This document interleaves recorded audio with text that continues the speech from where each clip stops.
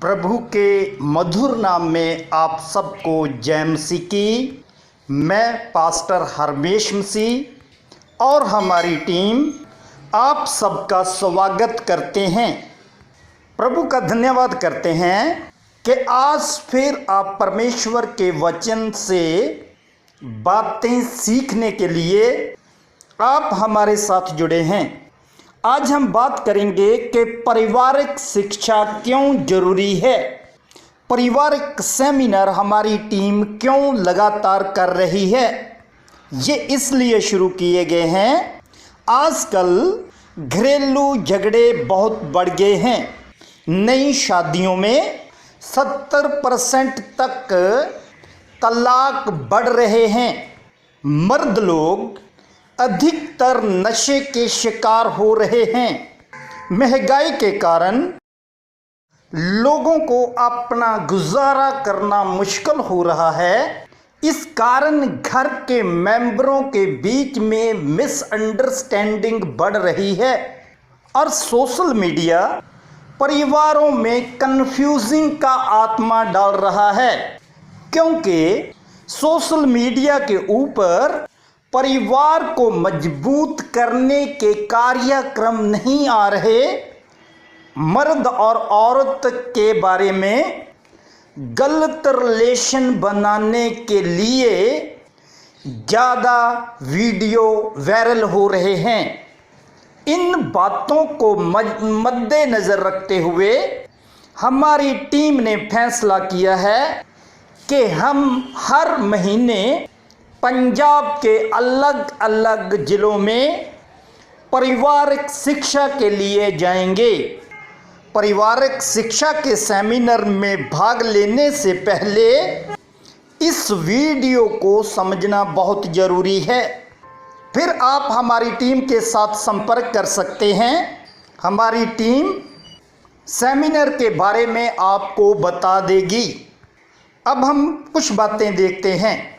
जो लोग परमेश्वर के पवित्र वचन पर विश्वास रखते हैं, पवित्र बाइबल उनको परिवार संबंधी क्या सिद्धांत बता रही है, इसकी हम चर्चा करेंगे। परिवार परमेश्वर की योजना का एक बड़ा हिस्सा है। जब आप उत्पत्ति पहला अध्याय पढ़ते हैं तो इसके सभी वचन में लिखा हुआ है, पहले जोड़े की परमेश्वर ने रचना की। आज के परिवारों के बारे में भी परमेश्वर का पवित्र वचन यही बता रहा है कि यदि यहोवा ही घर ना बनाए तो बनाने वाले का परिश्रम व्यर्थ होगा। इन वचनों का अर्थ यही है कि परमेश्वर ही परिवारों को बनाने वाले हैं। और प्रभु यीशु मसीह भी मरकस की अंजील इसके 3 अध्याय के 25 वचन में घर की मजबूती के बारे में बताते हैं। और यदि किसी घर में फूट पड़े तो वह घर कैसे स्थिर रह सकेगा। इसका अर्थ यही है कि प्रभु यीशु मसीह पिता परमेश्वर के बनाए हुए घर को कामयाब करना चाहते हैं, स्थिर करना चाहते हैं। इसलिए घर में फूट नहीं पड़नी चाहिए। दूसरा तीमुथियुस इसका 3 अध्याय और इसके 16 वचन में भी लिखा हुआ है, संपूर्ण पवित्र शास्त्र परमेश्वर की प्रेरणा से रचा गया है। भाव पवित्र आत्मा वचन का लेखक है। याकूब की पत्री 1 अध्याय और इसका 5 वचन, पर यदि तुम में से किसी को बुद्धि की घटी हो तो परमेश्वर से मांगे। इन वचनों के अनुसार मैं आपको ये बताना चाहता हूँ, घर को चलाने के लिए बुद्धि की ज़रूरत है। घर के पति और पत्नी मुख्य पात्र होते हैं। नीति वचन 14 उसका 1 वचन, हर बुद्धिमान स्त्री अपने घर को बनाती है। ये बुद्धि पवित्र आत्मा ही देता है। इसलिए घर को चलाने के लिए बुद्धि की आवश्यकता होती है। ऐसा ही पुरुषों को भी कहा गया है। मत्ती 7वां अध्याय और उसका 24 वचन, वह उस बुद्धिमान मनुष्य के समान ठहरेगा जिसने अपना घर चट्टान पर बनाया।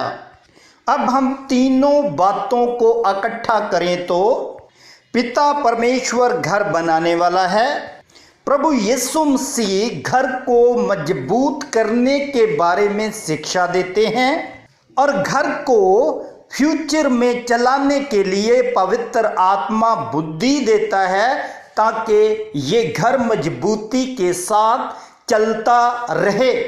पारिवारिक सेमिनारों के आयोजन 2012 से लगातार हमारी टीम के द्वारा किए जा रहे हैं। उसका कारण यही है कि हर एक परिवार जो परमेश्वर के वचन के ऊपर भरोसा रखता है वो पिता की इच्छा को जान जाए, प्रभु यीशु मसीह के काम को जान जाए और पवित्र आत्मा की मदद ले कि घर को कैसे चलाना है। यदि आप आज इस वचन को सुन रहे हो तो आप हमारी टीम के साथ संपर्क कर सकते हैं।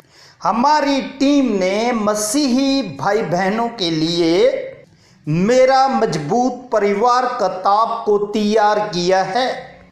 ये किताब सेमिनार अटेंड करने वाले को यदि पति पत्नी इकट्ठे आए तो उनको गिफ्ट के रूप में दी जाती है ताकि वो घर को अच्छी रीति से समझ ले और पवित्र आत्मा की गवाही के साथ घर को चलाने वाले बन जाएं।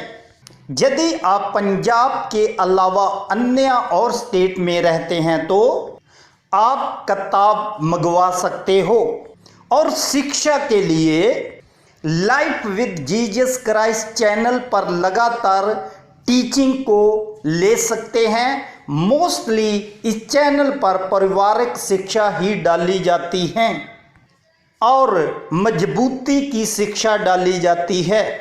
यदि आप मसीही परिवारों में खुशहाली को देखना चाहते हो तो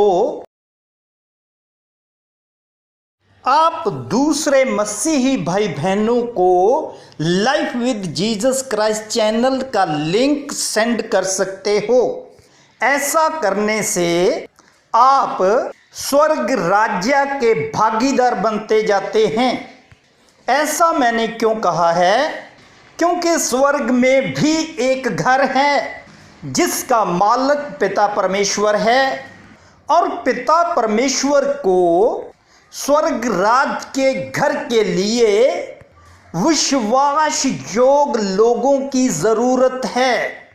इसीलिए हम इस धरती के ऊपर परिवारों में रहकर विश्वास योग्यता को सीख रहे हैं। आपके समझने के लिए मैं 2 वचन और दूंगा, फिर आप इस शिक्षा को ग्रहण कर सकते हो और दूसरे परिवारों को इसके भागीदार बना सकते हो। आइए पहला वचन हम पुराने नियम में से लेते हैं। गिनती 12 अध्याय और उसका 7 वचन, परंतु मेरा दास मूसा ऐसा नहीं है, वह तो मेरे सब घरानों में विश्वास योग्य है। पिता परमेश्वर को विश्वास योग्य लोगों की ज़रूरत है उनके घरानों के लिए। इसी ही वचन का प्रकाश इब्रानियाँ 3 अध्याय में लिखा हुआ है। 3 अध्याय का 3 वचन से लेकर और 6 वचन तक, क्योंकि यीशु मूसा से इतना बढ़कर महिमा के योग्य समझा गया जितना कि घर का बनाने वाला घर से बढ़कर आदर रखता है, क्योंकि हर एक घर का कोई ना कोई बनाने वाला होता है, पर जिसने सब कुछ बनाया वह परमेश्वर है। मूसा तो परमेश्वर के सारे घर में सेवक के समान विश्वास योग्य रहा कि जिन बातों का वर्णन होने वाला था उनकी गवाही दे। परंतु मसीह पुत्र के समान परमेश्वर के घर का अधिकारी है और उसका घर हम हैं, यदि हम साहस पर और अपनी आशा के घमंड पर अंत तक दृढ़ता से स्थिर रहें। अब आपने इस वचन के प्रकाश को सुन लिया है, अब निर्णय आपके हाथ में है। क्या जब आप इस संसार को छोड़कर स्वर्गीय मकामों में जाएंगे, यहाँ यीशु ने कहा आपका दिल ना घबराए, मेरे पिता के घर में बहुत से निवास स्थान हैं। ये निवास स्थान केवल विश्वास योग्य लोगों के लिए ही है। प्रभु आपको इस वचन के द्वारा आपको बहुत आशीष दे और आपके परिवार को भी स्वर्गीय राज्य के जोग बनाए। आमीन।